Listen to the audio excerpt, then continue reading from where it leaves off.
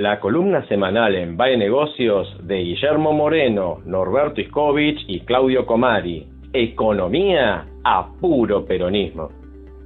Bitácora del fracaso. Por el licenciado Guillermo Moreno, el doctor Claudio Comari y el licenciado Norberto Iscovich. En la Argentina de estos días, el gobierno se redujo a la acción del Banco Central de la República Argentina, BCRA, y a la gestoría del Ministerio de Hacienda frente al Fondo Monetario Internacional, FMI. El primero, dedicado a espiralizar la tasa de interés como modo artificial de control sobre el tipo de cambio, sustitutivo del equilibrio del sector externo; el segundo, haciendo trámites para que los dólares del préstamo del FMI lleguen al Tesoro. Mientras tanto, en el mercado se observa, por el lado de la oferta global, el desplome de la producción, de las importaciones y del devengamiento de impuestos, al igual que, por la arista de la demanda global, se contraen el consumo privado, la inversión y el gasto público, al tiempo que las exportaciones no muestran reacción significativa. Todo ello en el marco de una economía desprotegida, a contramano de lo que sucede en el resto del mundo, donde se impone como regla la administración del comercio exterior, con un tipo de cambio no competitivo y tasas de interés reales inauditas. No pasaron cosas, sino que Cambiemos las hizo. Anteriormente hemos caracterizado como la política del después vemos, BAE, 21 de enero de 2018, a la conducta oficialista de intentar resolver un problema a través de medidas inconexas, generando uno más grande y complejo aún. Sin gestión gubernamental para revertir el desolador panorama, lo peor de todo es que el oficialismo se propone persistir en la mala praxis que nos condujo hasta aquí, aunque acelerando. Etapa 1. Exterminar el mercado interno. Nunca se vio en nuestro país un gobierno que, violentando las más elementales reglas del buen arte económico, realizara una gestión en la que prácticamente ningún sector saliera beneficiado.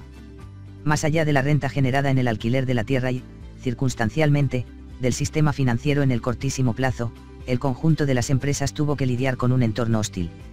Es que el esquema económico de Cambiemos, basado desde sus inicios en la inconsistencia entre una política monetaria contractiva y un comportamiento fiscal expansivo, se ocupó de multiplicar los desequilibrios preexistentes, y aunque no fuimos pocos los que advertimos, allá por 2016, que tal estrategia era insostenible, Cambiemos optó por persistir en ese camino que, inevitablemente, conducía al fracaso actual. Paso a paso, el oficialismo fue enhebrando la secuencia de causalidades de la supercrisis en curso. Su primer movimiento fue el irreparable daño al mercado interno que produjo al duplicar el costo de la canasta alimentaria, tanto por la vía de la reducción o la eliminación de las retenciones, como por la súbita variación del tipo de cambio. Tal modificación de los precios relativos restringe la capacidad de compra de los ingresos populares sobre los bienes y servicios no esenciales, situación que se agravó con la aceleración del proceso de dolarización de las tarifas. Las empresas nacionales no solo lidiaron con la disminución de la capacidad de consumo de las familias argentinas, además debieron enfrentar la apertura comercial derivada de la desacertada estrategia de integración internacional, desprotegiéndolas frente a la oferta de sus competidores no residentes. Etapa 2.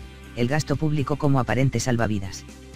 Para marzo de 2016 la contracción del mercado interno era evidente, por lo tanto, también lo era que el sector privado, carente de oportunidades de negocios, no podría dinamizar la economía en tal esquema.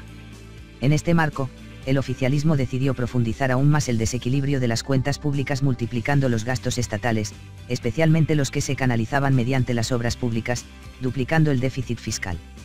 En el siguiente año, con la vista puesta en las elecciones de medio término, la expansión del crédito desde las arcas de la ANSES y de la banca pública, fundamentalmente los ajustados por UVA, permitieron a Cambiemos replicar los resultados electorales de 2015, convirtiéndolos en un triunfo que, supuestamente, auguraba una segura reelección. Sin embargo, en el transcurso de esos meses, los únicos fundamentos asegurados fueron los déficits gemelos de los sectores externo y fiscal. Es que, para la financiación de este último, se contrajo deuda en dólares que, para ser aplicados en los pagos correspondientes, requerían su cambio a pesos. Para evitar que esas nuevas emisiones elevaran la inflación, el BCRA las absorbía mediante onerosos instrumentos que multiplicaron el déficit cuasi fiscal. Producto de esta fatal ecuación, en que los préstamos pagaron doblemente los intereses, los originales en dólares y los derivados de la conversión a pesos y su absorción por el BCRA, se magnificó el endeudamiento en moneda dura y, al mismo tiempo, se esmeriló la competitividad de nuestras exportaciones por la apreciación cambiaria originada, entre otras fuentes, en el estímulo al carry trade. Así se completó el estrangulamiento perfecto para nuestras compañías, no habría capacidad de consumo en el mercado interno ni buenos precios para competir en el mercado externo.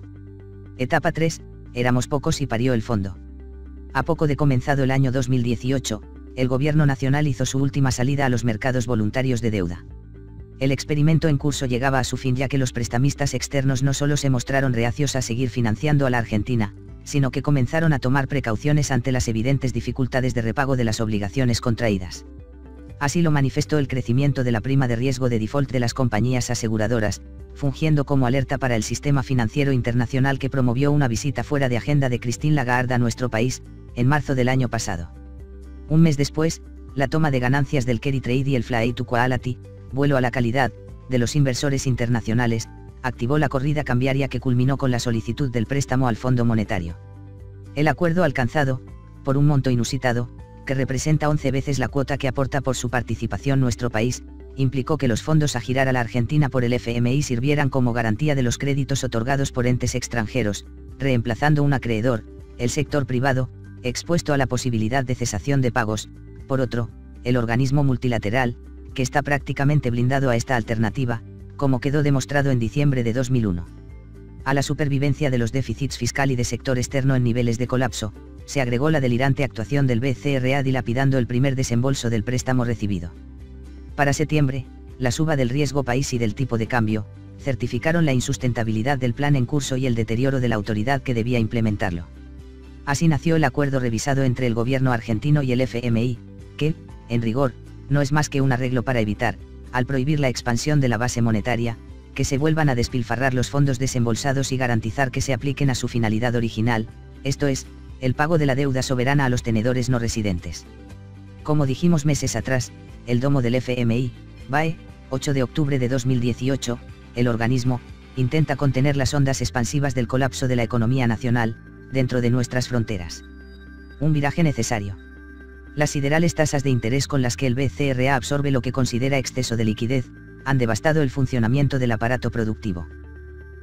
Pese al generalizado llamado a la cordura que realizan propios y extraños al gobierno, señalando las desastrosas consecuencias de la política monetaria, y los dramáticos resultados que exhiben los indicadores oficiales y privados, el mejor equipo persevera en el camino del fracaso.